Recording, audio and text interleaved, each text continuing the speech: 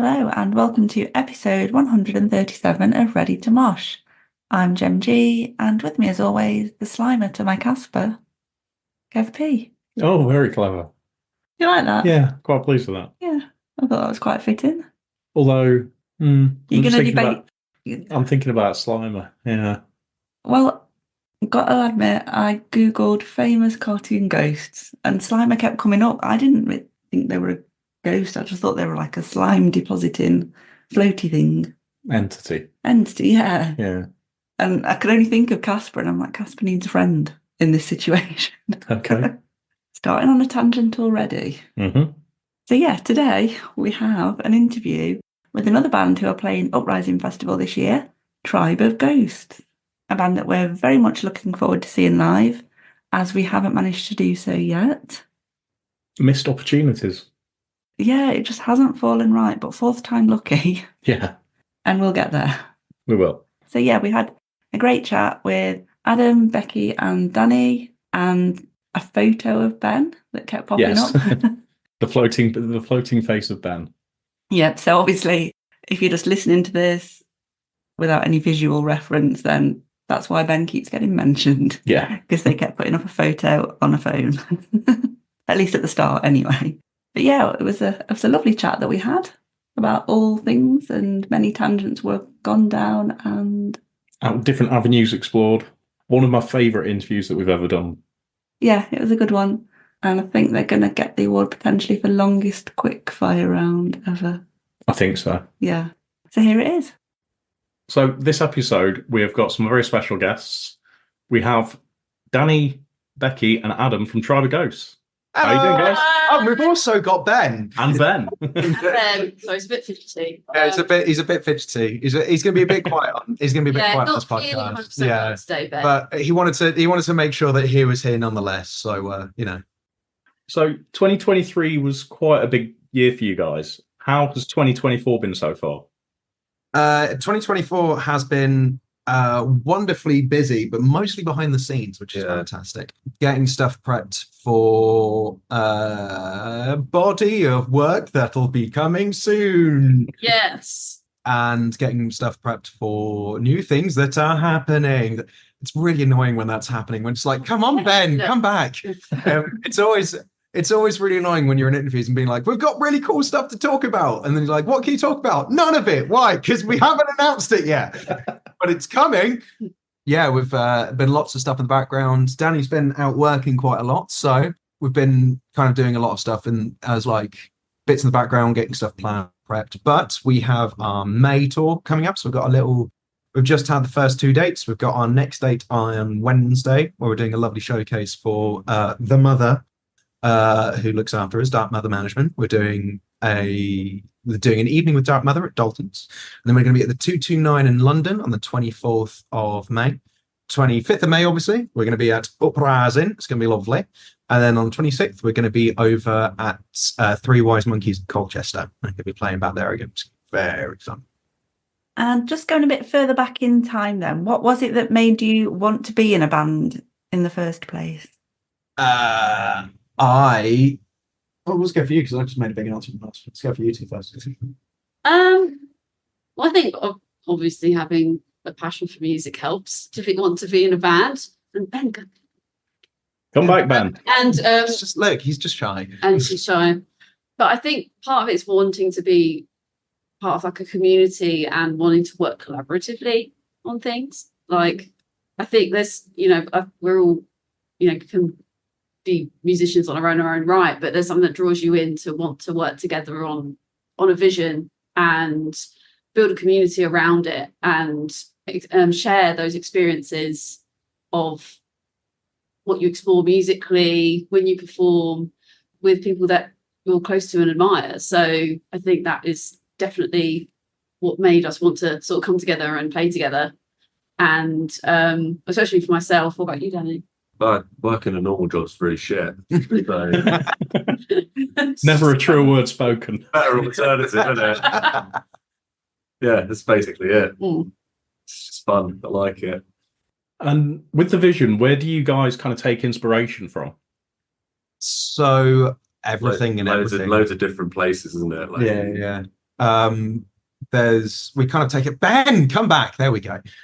We take it from kind of anything and everything, films, books. So a lot of the first body of work comes from kind of like dystopian literature and combining musically kind of elements of industrial and post-metal. But there's a lot of stuff we talk about, like mental health and kind of mental health recovery. And musically, we will go across the gamut, and genuinely, when we say that, it's not in a way of being, oh yeah, we take inspiration from everything. It is genuinely everything from like ambient music, electronica, sludge, post metal, hyper pop. It's not even like we're taking inspiration from these things. It's more like we hear a bit of music and go, oh, that was cool. Let's do that. Yeah, and they I'm basically the band's siphon. So they come up with ideas, run it, go, I want this, open up my brain, put it in, close it, and then leave it with me for a little while, and then it comes out with something. So that's kind of, yeah. Pretty much. Yeah. And as a band, you relaunched yourselves in 2022. What kind of triggered that kind of relaunch for you? Our old guitarist leaving. Not in any way, shape, or form is a bad thing. He's an absolute angel. We love him to pieces. We saw him at the weekend. He came and hung out with us at our gig in Brighton, which was very, very fun. But he, after he left, because we were a 5-piece and more down the post-metal route, where we had the electronics weren't really a part of the band, apart from Cold still had some samples in it. It's like intros, maybe. Just like, yeah. But mostly it was, Ben, come back. But mostly it was just kind of like the post-metal route, more in kind of the veins of Tool and Intronaut and Cult of Luna is a big one for us, like a massive one. Still is, but it was more down the proggy atmospheric route. Rob left, and me being a terrible guitarist, and I'm not afraid of saying that,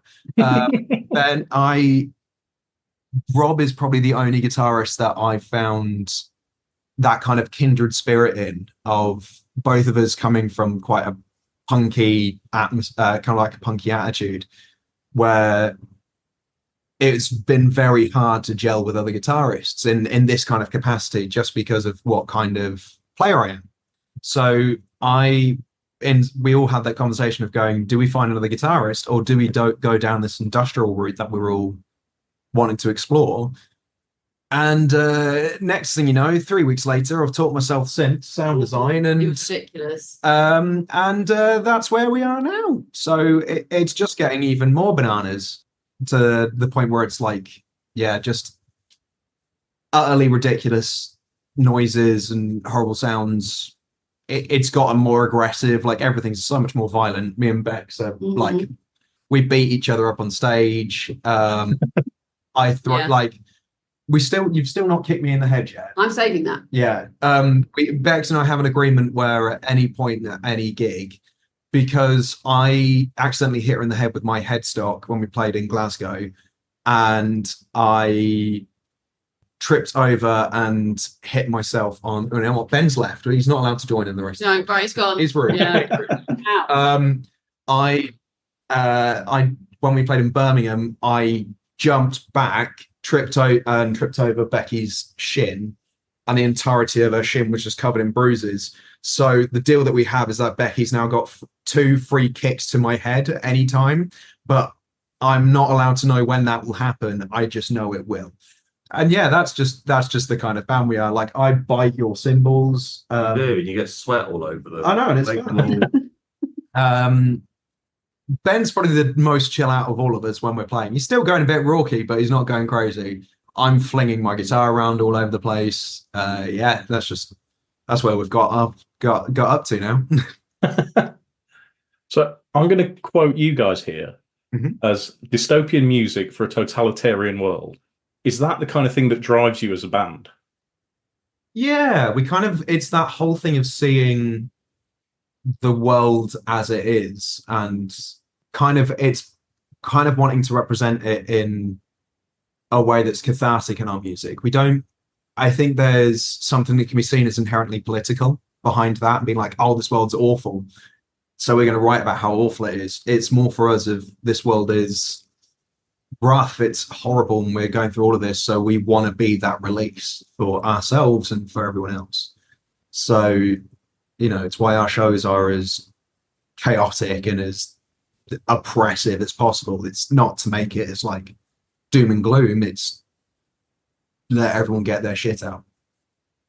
And how does a song come to life for Tribe of Ghosts? Are you all involved in different parts? Do you work on them together? I'd say, well, Adam is sort of the main siphon. It's kind of like a mix. So for the most part, it's we will. I don't know why we're doing a thumbs up for it now. Maybe it's short. Nothing edge. Potentially. It kind of sometimes is like Adam will have a very strong idea of an instrumental, or we will come up, or like we have a vision for an idea of a song that could be really cool, which might combine certain sounds we've heard, or even like capturing like film, like cinema and things like that. And then Adam will sometimes like send us songs or send us clips of songs, like what do we think, where should this go? We all kind of feedback and bounce off each other. And then once we kind of are happy with an instrumental, we work on the vocals. So we come together, and it seems sometimes we write lyrics together, or we might have Adam might have written like a vision of like a song or a story, and then we go and write the top part and together really. And then it's sort of it's like a sort of edited. It is quite collaborative, but it's quite good to kind of balance of letting someone's vision take the lead and then coming in and embellishing on it. Like we all come in with our own parts and embellish on it as well. So I'd say it's like, that's it. It's kind of like you've explained it previously, like I'm kind of the MD for the band. So it's not so much that I'm the main songwriter, but instead of it being like, oh, I write everything and you guys just put it up with it, it's, is this good? Do we like this? If not, bin it. Or if they've got an idea, again, it's like opening my head, putting the idea in, closing it up and leaving it with me to boil for a little while. And that's kind of what we do. So confession time now. This is really kind of bad for us, but we still haven't seen you live yet. That will be changing soon. The usual. That's it. So we couldn't make Uprising last year on the Friday when you That's played. all good. We were at Bloodstock the year of the heat wave. Bloodstock. Oh, we were 22. 22. Oh, We were there you then. called Baby Tribe. You called Baby Tribe. That was the first. That was the day of the first guitar throw. And there was also last year we couldn't make as well because we were doing interviews in the press tent when you guys were on. Awesome. Oh, no worries. No worries. It's so frustrating, but we are going to see you very, very soon. Yes. But what can we expect to see from a Tribe of Ghost show? Fucking chaos. Yeah, pretty much. We've just introduced a new live light show as well.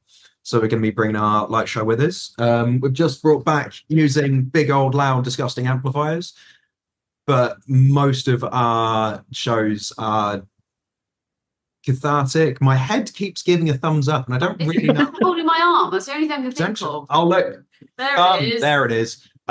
It's our shows are cathartic and they are chaos. It's got a bit of everything. It's a little bit of violence. There's a little bit of sort of sad sort of riffs. Yeah. Some nice harmonies in there that make people go, oh, that's nice. You know, sort of a bit of everything, really. No, yeah, absolutely. But it's mainly heavy. Yeah. And a bit mad. Yeah. Yeah. Is that what I'd say? And have you got a favourite track to play live? I do.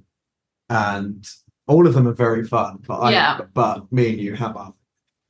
I mean, well... We've got a few things. I've got a few favourite tracks. One of my favourites... You can only have one. That was the question. Oh, God. Well, my one then is False Gods. That's a good one. Which, because I think there's so many elements to it. And I kind of think like captures a lot of kind of the essence of what Tribe of Ghosts is.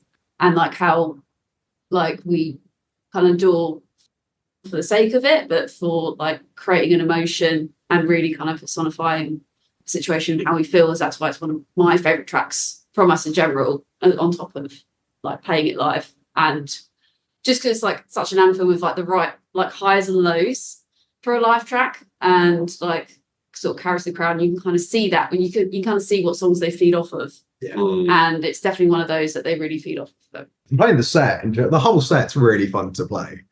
But yeah, just false gods. What's yours? I like Float Down. Float Down's really fun because it's really quiet, and I don't, there's just like really electronic and sort of muted at the start, and then it just builds up. And then there's just this hauling double kick for the entire end section of the song, which is great fun to play. Oh, it's so good. Yeah, I just love the contrast, like the way it goes from really soft and sort of playful, well, not playful, what's the word? Juvenile almost. Dreamy? Dreamy. Dreamy's probably a shout. Juvenile. But that's the word that comes to mind compared to the rest of the True. song, because it's quite like, Creepy Besson? yeah, why not? That's a bit weird. It's a bit weird to call a song Creepy Besson. That is a fun. The Preepy Besson section. The Creepy Besson section. And then the balls drop at the end, and double bass, and it's phenomenal. Oh, it's so fun to play Float Down. That's like my version of Dissolved Girl by Massive Attack. I don't know that one. Oh, it's so good. Mine is gonna be either Sunburner. Oh yeah. Most for me, the stuff that's become really fun is the stuff with the big riffs. Yeah. So Sunburn is really fun, and the other one is a song called Desolation Will Be Their Only Reward, because it's just violence. And it's really like Bex just like with like we call out at the same time, do like different call outs to get people fighting. You're like jumping up behind your drum kit and yelling at people. It's so fun to play, and just to get that vibe going. It's why it's my favorite. The whole set is like, that's like 100, the rest are like 99. So it's like that's the reason why. It's that extra 1 point. It's that extra 1 point. There's one song I'm not a big fan of playing live, but that's just because the guitar part for it is just like really awkward to sing and play it. Like, oh god!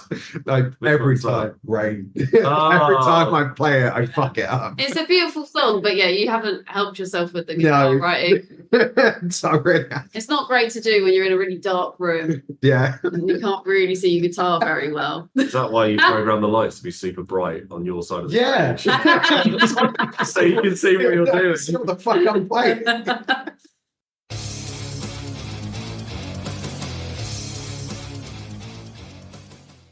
Right, we're going to move on to the quickfire questions now. Fabulous. There's no right or wrong answers. Just go with whatever comes into your head. Mm-hmm.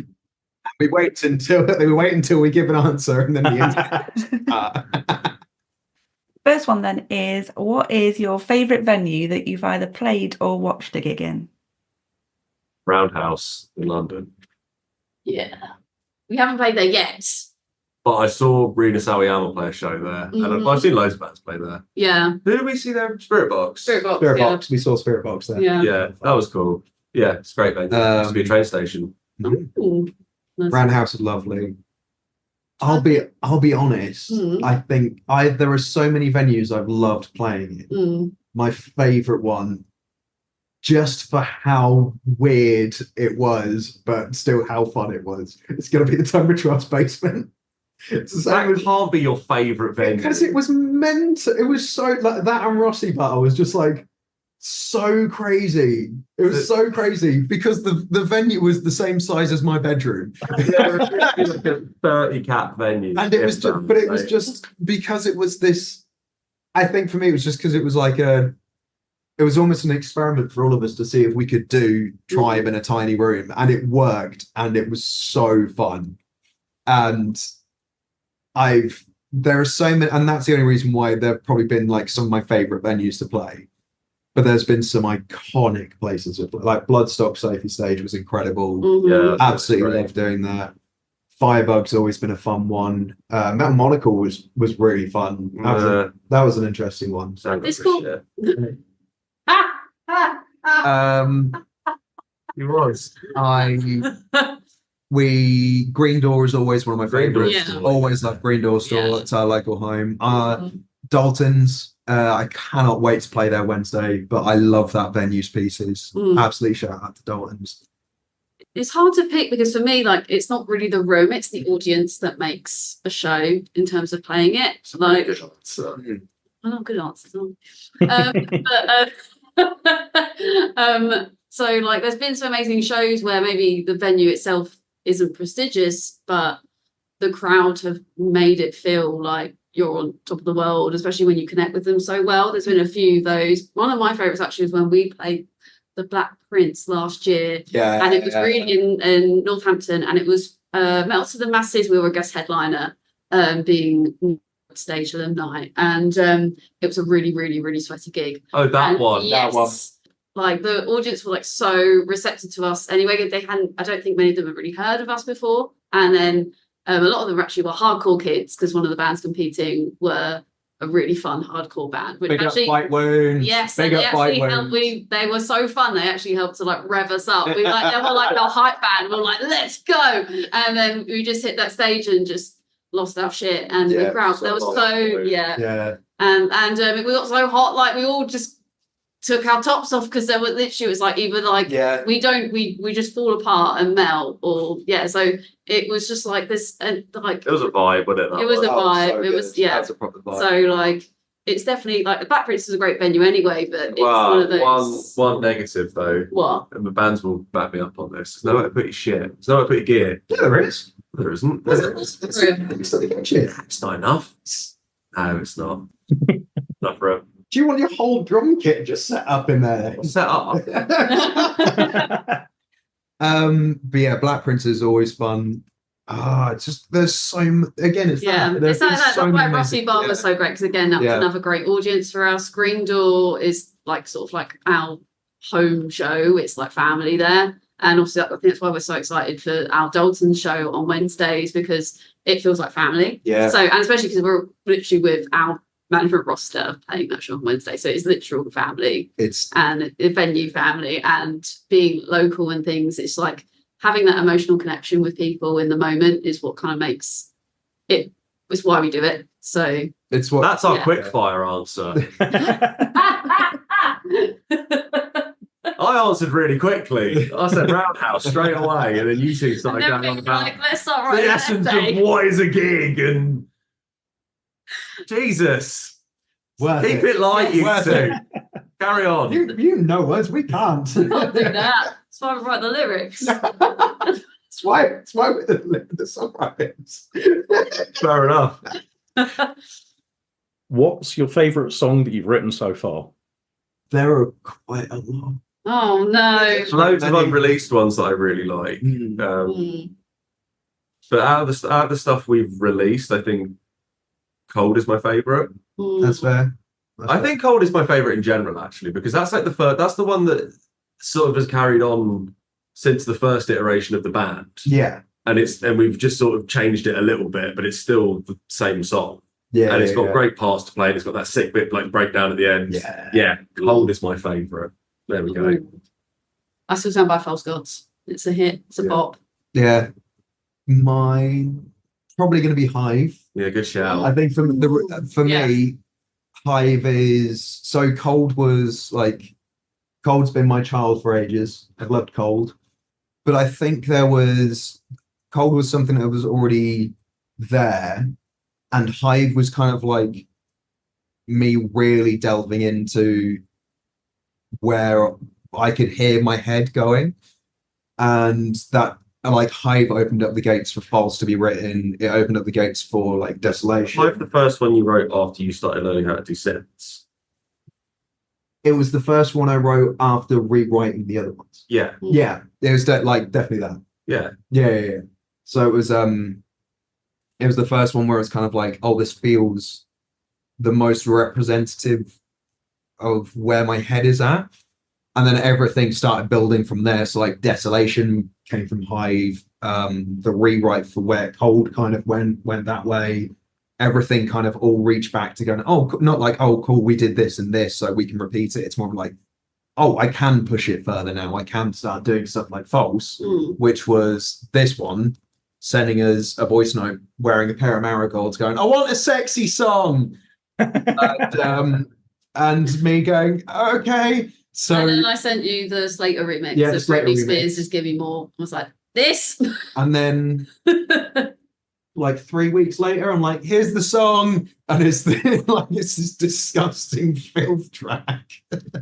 All of it, like, again, it's the best thing showing it to people instead of being like, yeah, we've written this, and we've had people going, oh, this is so heavy. What's it inspired by? I'm like, Rina Sawayama, Slater, Britney Spears. It's like Charlie XCX, filth. What would be your death row meal? So you get a starter, main, pudding, and a drink. Okay. I won't be able to be quick fire on this. It's going to take a lot. Okay, so starter would be, because I had it once when I was a kid and I loved it, steak tartare, because I love raw meat. It tastes like preserved raw meat. It tastes delicious. Main meal, I feel like it'd be something I want to share with all 4 of us. So We're not on death row with you. It's just you. On your own. Oh, right. well, fuck it. I'll symbolically eat it with all 4 of us. So I'm gonna do my halloumi curry with tofu. Oh yeah. That's okay. That's fun. That's always lovely. And then dessert, sticky toffee pudding made by my mum. Nice. What's your drink? Drink? Yeah. Either going to be fruit and barley juice, like mixed fruits, or Jack Daniels. That's so predictable. I love it. I knew Jack Daniels was going to be on there. Hey, Fruit and barley was going to be there. Robinson's fruit and barley. Robinson's fruit and barley and Jack Daniels, like those, like not combined. Obviously, that's a combination. But Robinson's fruit and barley, Jack Daniels. I think starter. I know I have for a main, which is I would have. There's a cafe in Brighton called Brood. It's now changed to back room, but they used to do the vegan brunch, and it was the best thing ever. And they just got the tofu just right, and everything was just right. And they did these mushrooms, the mushrooms tasted like bacon. Yeah, bacon. It was crazy. So it was like they perfectly marinate it, and then they would slow cook them so they dried out for hours. So they were really crisp. Oh, it was like the best thing ever. So that is the main, without a shadow of a doubt. I think dessert would probably be Boho Gelato's cherry chocolate sorbet.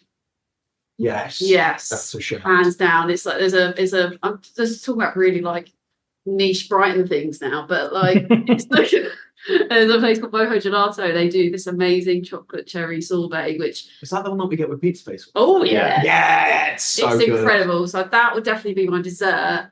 Starter, I think it would have to be an Erntal throwback, which is just hummus and soft peas. Yeah. Oh my god. Just because of nostalgia. I can never eat hummus and soft bitters ever again. Oh, There's so much there. It's so good. It's so fucking hummus. Oh, it's worth it. It's great So now. good. I eat that and just have warm thoughts. I don't. I have cold thoughts of it being fucking December and fucking freezing in a dressing room trying to eat hummus. That's nice. Okay, have you had enough thought? I think so. So my starter is going to be a sort of mixed nigiri platter.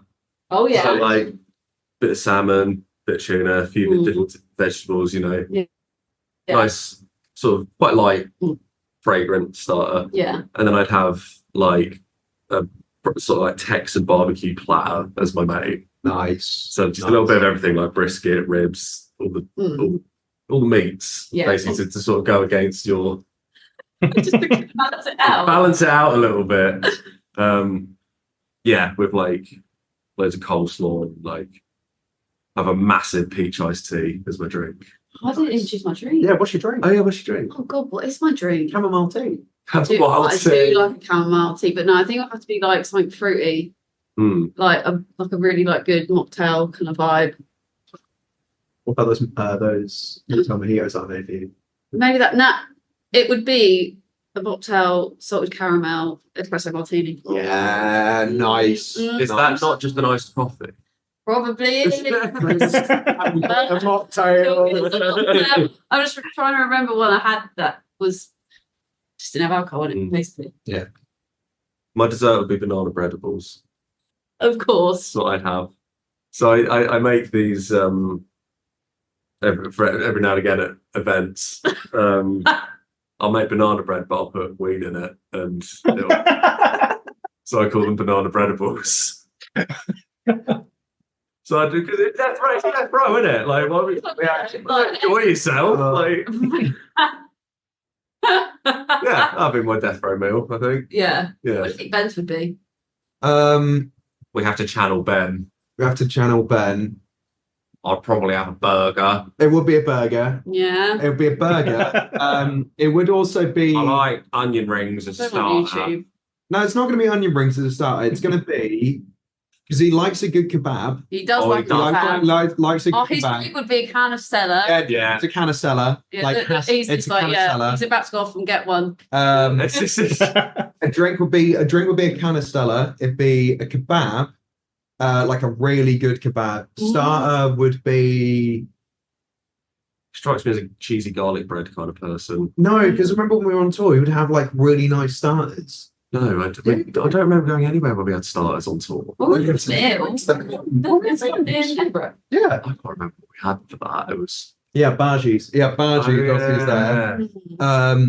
And for dessert, I'm not really sure. He's not really. No, he's not really. He's not really a chocolate guy. He strikes me as like creme brulee. I could see him. With I could see him with creme I could see him with a creme brulee. brulee. He's got is his. Yeah, there we go. And the drink is a can of Stella. Yeah. If you were invisible for a day, what would you do? Panic. I'm already on medication for just living, so this is a bit like. I'd jump off the top of a really tall building and then realise that I got the power wrong. So, oh wait. Just trying to think. Rob a bank, probably. So you'd do something sensible. Yeah. Added thing on this, with the power of being invisible, are your clothes invisible as well, or are your clothes visible? Like, are we thinking it's Like the old Invisible Man used to. Exactly. He used Like, to have are to we remove his thinking clothes. exactly? Are we thinking it's Invisible Man as in like you have active camouflage all over your body, or is it invisible where it's like your body's invisible, but if you wear clothes, you're like the Invisible Man and in a weird kind of aspect? Well, where are we going with this? I don't think nobody's actually ever asked us that. No. Ooh. And most So the people have bad is- answered as if they've got. No, because I'll be clothes naked on, either haven't way. they? So Yeah, I'm going to say your clothes can be Invisible, it doesn't invisible matter, too. does it? Clothes can be You're invisible. wearing Okay. If clothes can be invisible as well, I'd still panic. You'd still rob a bank and you'd jump off a building thinking you had. No, I think what I'd do is I'd go into the woods and I'd wait for like a battalion of like really buff guys from the 80s, including Arnold Schwarzenegger and Carl Weathers and Who's summoning these 80s action heroes? the Colonel. Have you seen the film? I Bait Predator. Oh, right. Just go and hide in the woods and wait for them and then just pick them up. That's what I do. You don't We've got become the sport. predator. Yeah, for Hey. You sport. just become invisible. You don't become the predator. I would become the Predator. Ali would fuck you up. He doesn't know my moves. He cooks egg on his own tank. Yeah. Yeah. There we go. Right. So, What are your favourite crisps? Oh, that's a great question. Depends on the mood. Ooh. I like a salt and vinegar square. smoky bacon knickknacks. Oh, No, the chili one. saucy bacon knickknacks. That's Ribbon the saucy. ribbon saucy. That's the one. Yeah, Yeah. they do a chili one as well. I like the chili ones. I'm really like, I love a really salted crisp. Like, I really, It's not. It's a good flavour crisp. you know, like, I think I've always been that way since I was a kid. Like, I didn't like flavoured crisps for a while. I was just really salted. So, G. So, Just Were OG. you a salt and shake sort of person? Oh, I did like salt and shake. Oh, yeah.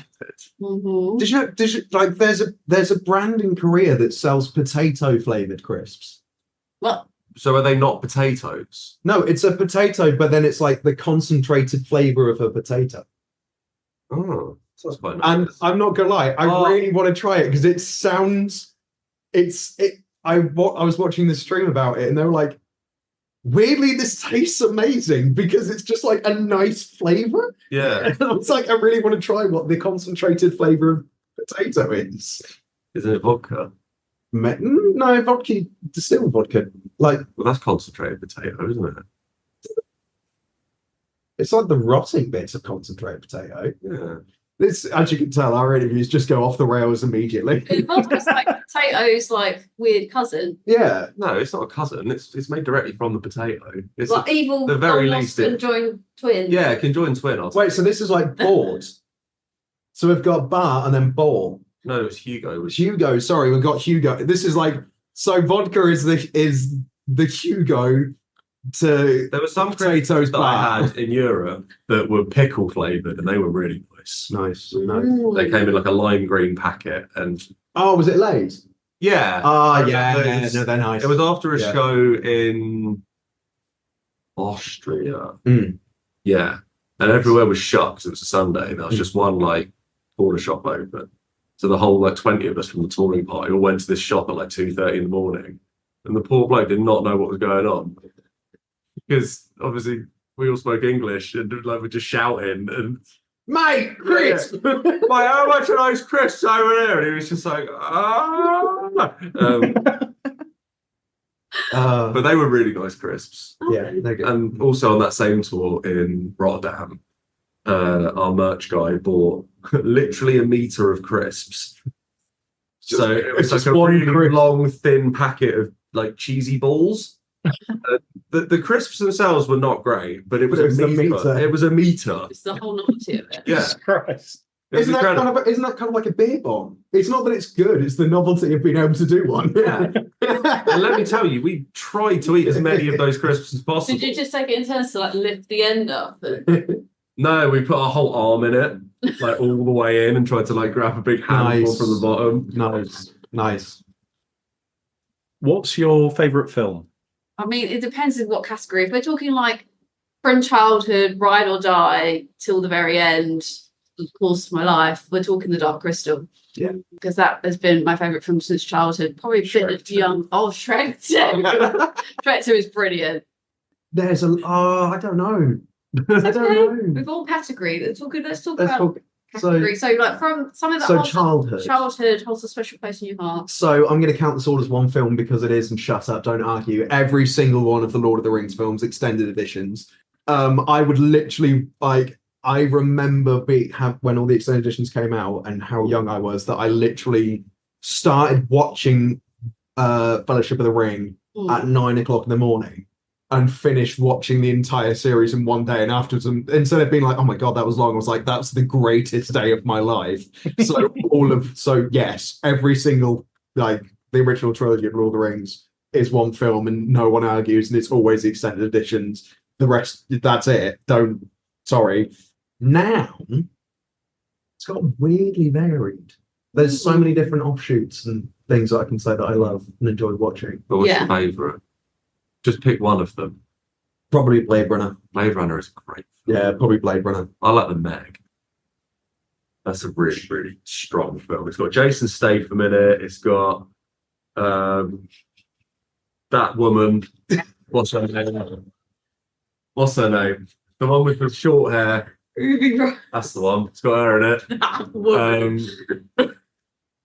Who else has it got in it? Either way, it's a masterpiece. Like from the American Office in it. It's got that bloke as well. It's got the guy, the fella, The lady, yeah, person, and a massive shark.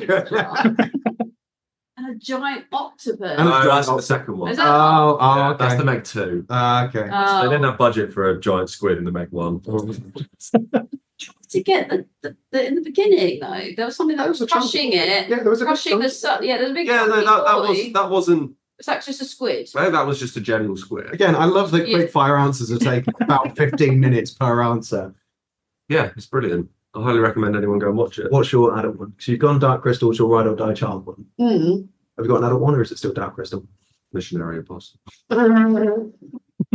Don't go there. Oh god, that's a flashback to when we did our False Gods video. Sorry, but we digress. We we shot half of it in a sex dungeon that had a great library of films. and one of them was Missionary Impossible. Mhm. Anyway, and It's a bit like Missionary Impossible 3. So No, like, it was just Missionary Impossible. which one was it? Like, it was number 4.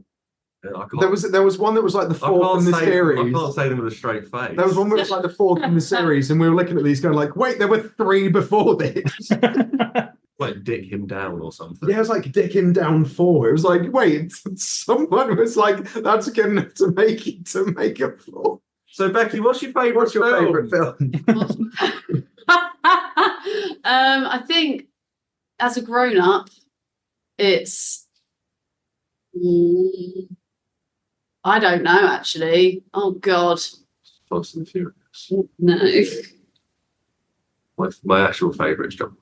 Just remember about John Wick. Just remembered. Just remembered. I'm still Dark Crystal. Yeah, Yeah. Yeah. Okay. there we go. What was the first gig that you watched? I'm going to ask a question here. Mhm. What does in when gigs used to be released on DVDs?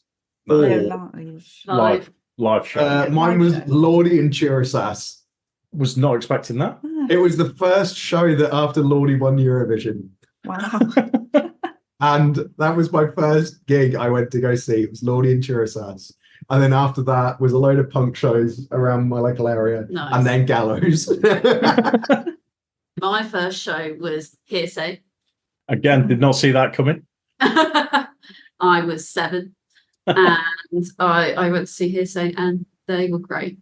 It was a great time. You saw S Club 7 last year as well. Yeah, but Yeah. not the first show, but it's probably the last big show I've seen. That's quite full circle, really. Yeah. Yeah. Oh, are you, Danny? Metallica at the O2 in 2009. Nice. My first show. Nice. What's the worst thing that you've eaten? The worst thing, like food or thing. It could be anything. Okay. Question. Mhm. I'm going to add something on this. When we're saying eaten, is it... No, wait. If we are saying eaten, it's something we've ingested and it's stayed Yes. Right, okay. I was So- going to say a gastroscopy camera, but But That- you did technically swallow that. yeah, I did. Well, it came back up because they had to Yeah, bring it. but you can eat That was something awful. and throw it back up. Yeah, I mean, technically that would count. Yeah, Yeah. then that because Yeah. that is by far the worst thing I've ever had in my mouth is a gastroscopy camera. It's fucking horrible. Yeah, definitely. Yeah, Ooh.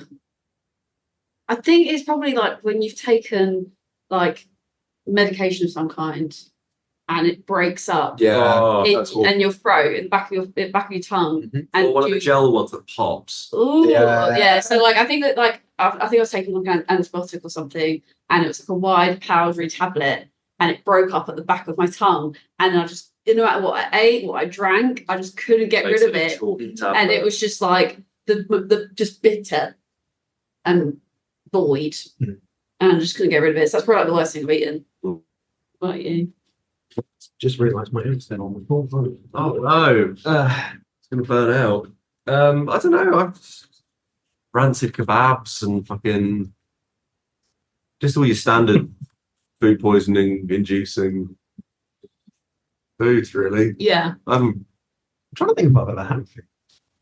You'd know. I've had it twice. Never had It it. was from the same thing.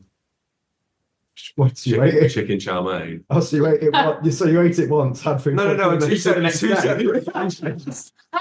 day. Oh, it was awful. Yeah. Carry on eating it. Why not? It was probably one night when I was really drunk where I'd throw up in my mouth and didn't want anyone to realise I'd thrown up. Yeah, that'd be one. Mm. Yeah. That'd be one. And so, like, you know, it does happen sometimes when if you burp, you're like, oh, a little bit sick comes Yeah. up, and that's fine. But this was in my mouth far too long for it to be that. Yeah, So I guess you could consider that I've eaten my own sick, yeah. You can say that. You can Excellent. say that. because it was like, ugh.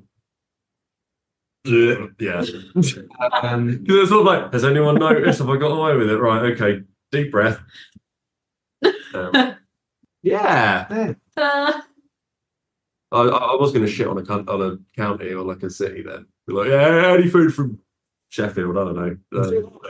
Decided against it. I'd say good shout there. Oh no, actually, yeah, big weekend had shit food. God. That was the worst food I've ever had. We had to pay 30 quid for our own catering. Danny was the driver for one of the bands. Can you believe it though? Radio 1's big weekend. Oh, you want catering? 30 quid. Ridiculous. It was in Dundee and I come from Brighton. I had to pay 30 quid for a fucking charcuterie board. If you're listening, Radio 1, ignore what Danny's saying because we still want airplay. We would love to play Radio 1's big weekend. I won't unless I have free charcuterie. Shush. I want free cheeses. Anyway, sorry. The quickfire round. 40 minutes later. I think we've established most of our answers won't be helpful. No.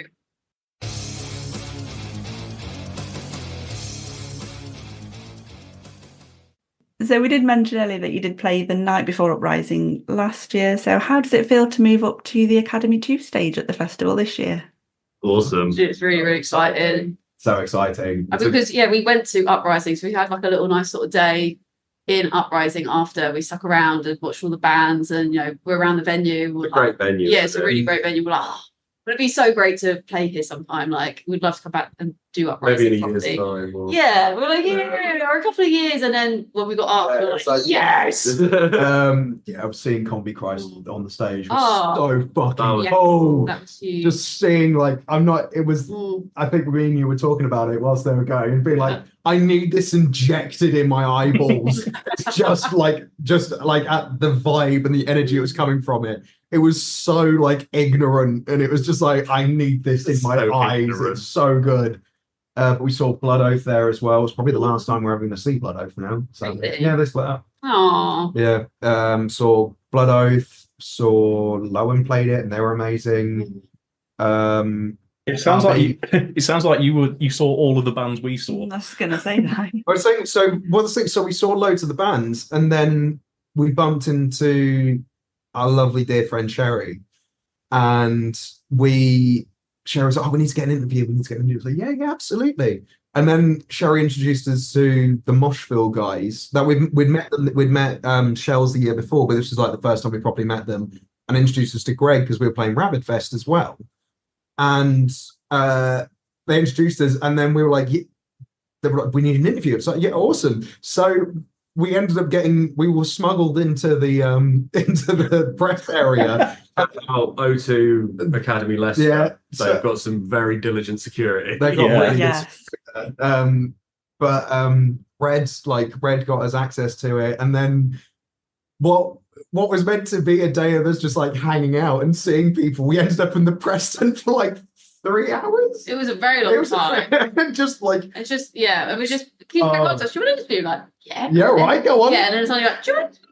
Yeah, go on then. And I think we were probably one of the most interviewed fans of the day, despite not actually playing on that day and having no intention of it being a press day. We somehow were one of the most interviewed bands of the day.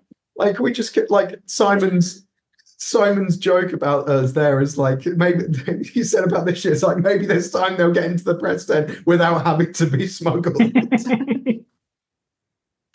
Yeah, it was so good. It was so fun. We would have probably walked past each other last year.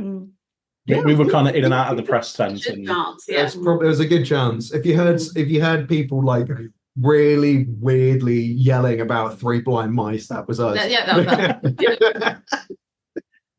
that. Lovely shout out to Joanne Ambry from Twisted Tournament. Yes, love her. So fun.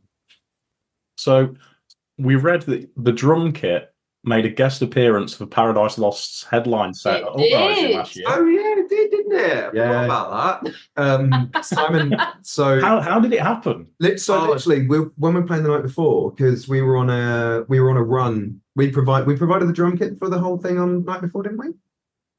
I think we brought our drum kit down for the night before, and we were bringing it for our show that we're playing with Stormbringer. Yeah, Stormbringer on the Sunday. Remember all of this? Because we do.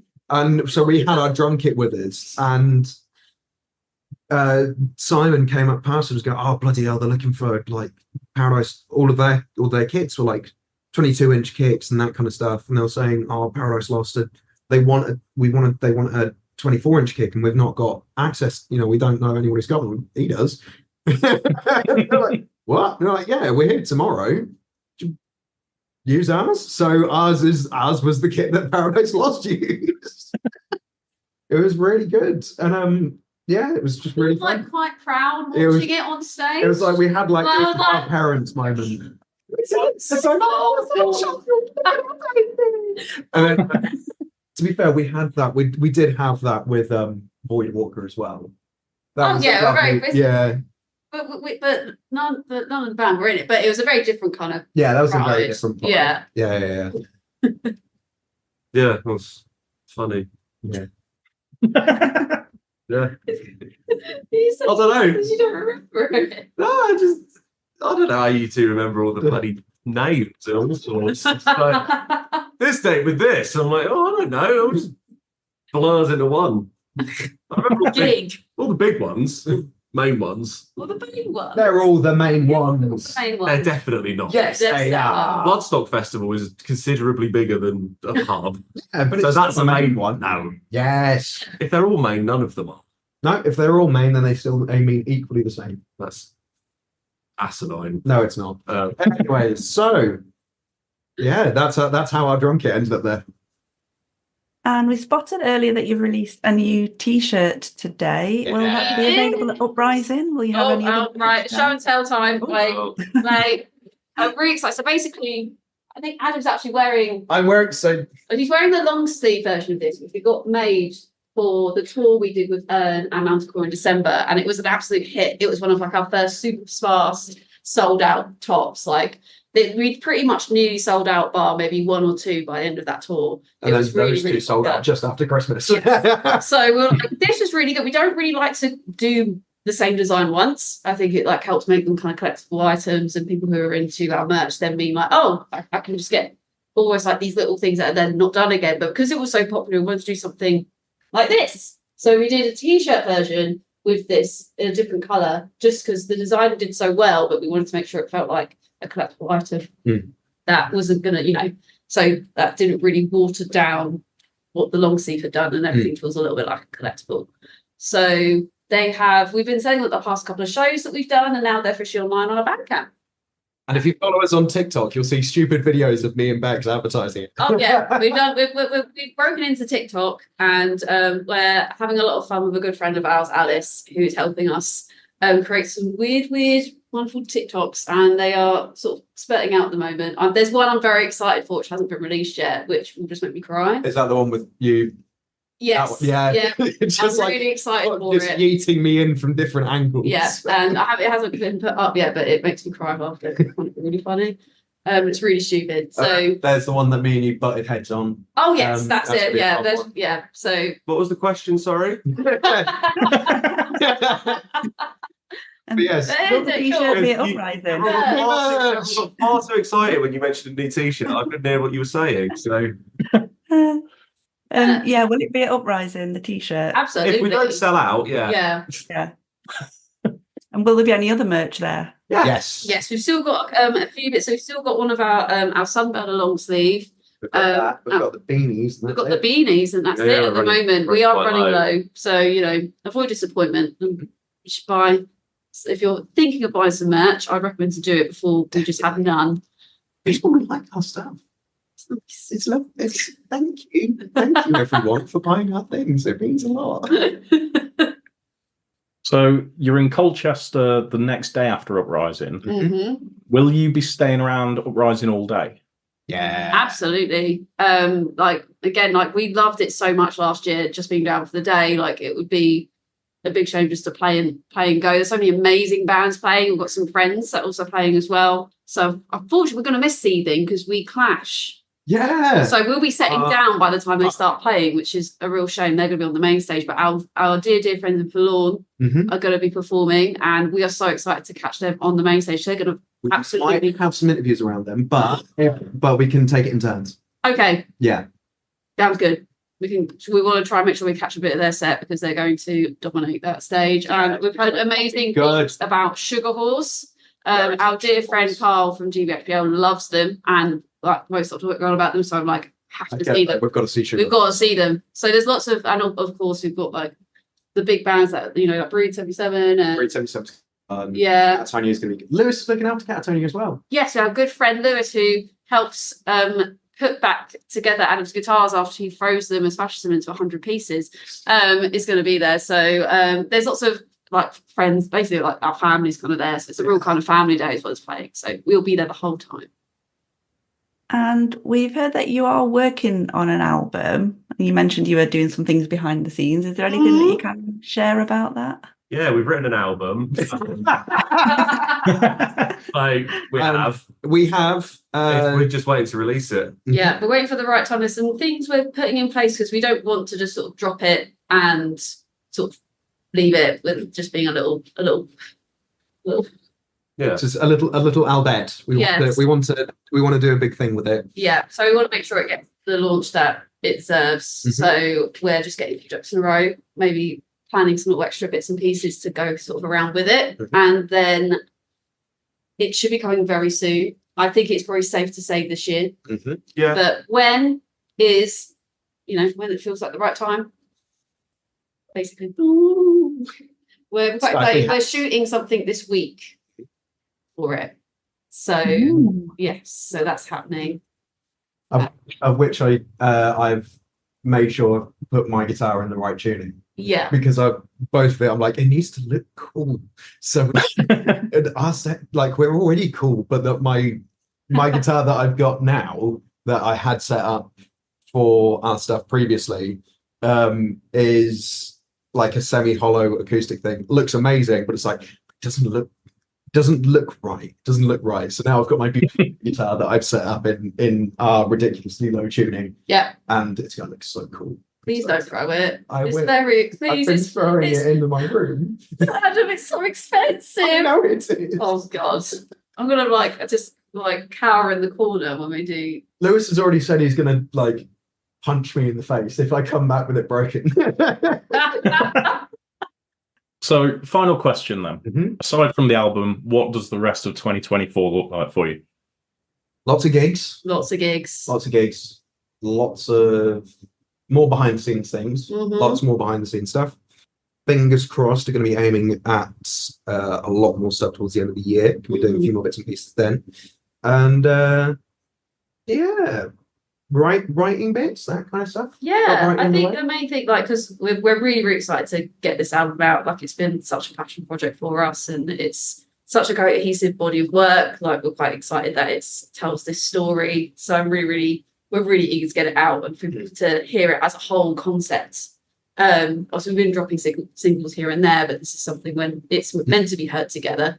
So really excited to see what people think of that. And we had so much fun, particularly when we were on tour last year, just getting out to cities you haven't played before and sort of just meeting people and meeting more people and just getting the word out on who we are and what we do and just seeing that grow over time. But we just want to just keep doing that and just keep trying to reach people we haven't met yet.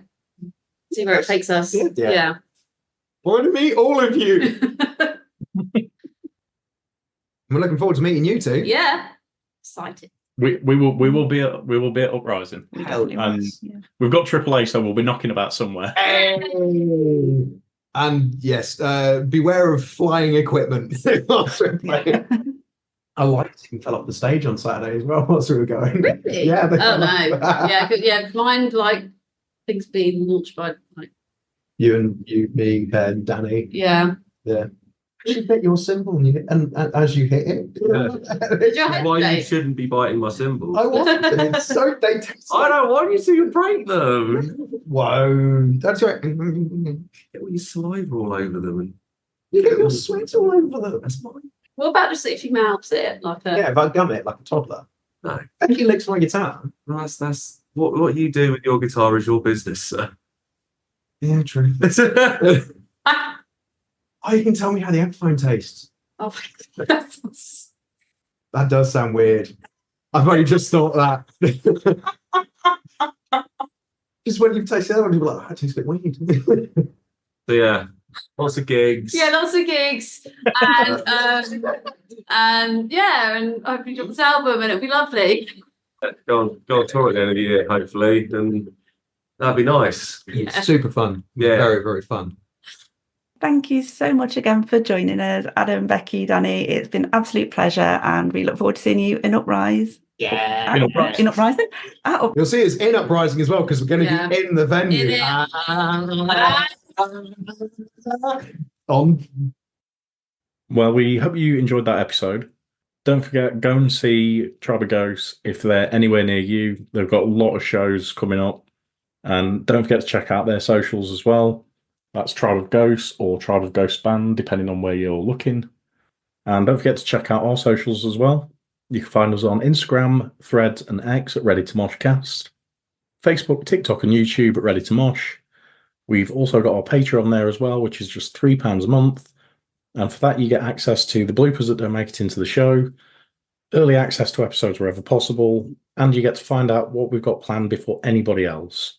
Finally, you can also support the podcast for free by giving us a 5-star rating and a nice review on whichever platform you're listening to. And we'll be back soon with another episode.